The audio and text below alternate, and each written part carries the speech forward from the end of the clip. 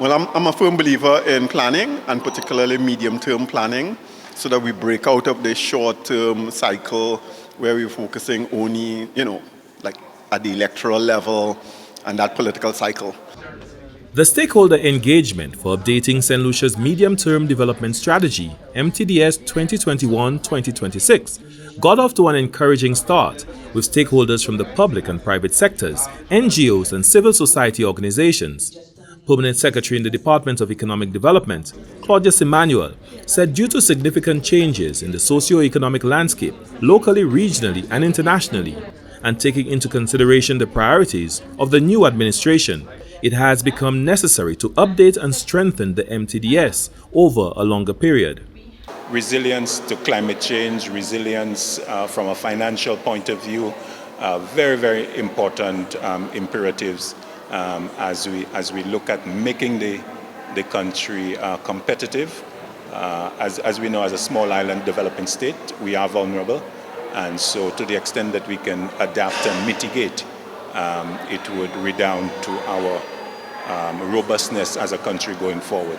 Because within the context of COVID and what's happening globally, the Ukraine war, for example, we are getting negative impulses in terms of rising prices. So it's important that we ensure that the necessary fiscal space is being safeguarded and that we remain competitive.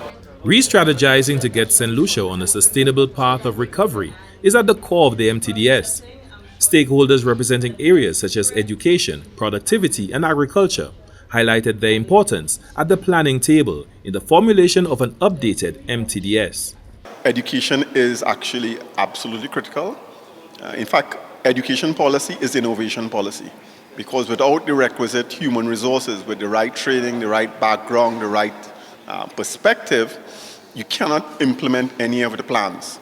The National Competitiveness and Productivity Unit is very important to this process, because when you speak of medium-term development strategy for Saint Lucia, productivity and competitiveness is a cross-cutting issue which it affects all sectors, is very important. The agriculture industry supports the food industry. So it's very important for the Ministry of Agriculture and the agricultural sector to work with the government of the day to ensure that, one, there's food security, means it's available, but also to ensure it's affordable. Areas such as infrastructure, health, social protection, and citizen security will continue to remain a dominant feature of the MTDS. Well, infrastructure is very important to the economic development of any society, of any country. Because infrastructure is what speaks to your roads, your bridges, your means of communication. And if your means of communication are not maintained, if they're not upgraded as needs be with economic development, then essentially the economic fabric of your country, of your society crumbles. Health really affects all sectors. If you don't have a healthy workforce, your economic sector will suffer. So even when we look at our social protection, if we need healthy people. Social protection spans all of our other sectors within the economy. It is not a standalone sector that the Ministry of Equity has to deal with, but rather something that is cross-cutting. So we want everyone to understand that we are in this together. We want everyone, society, and the law enforcement agencies as well, to know that it is only together that we can accomplish and ensure that Saint Lucia is safer. The Medium-Term Development Strategy 2021-2026 is scheduled to be presented to policymakers in November 2022 and will replace the 2020-2023 version.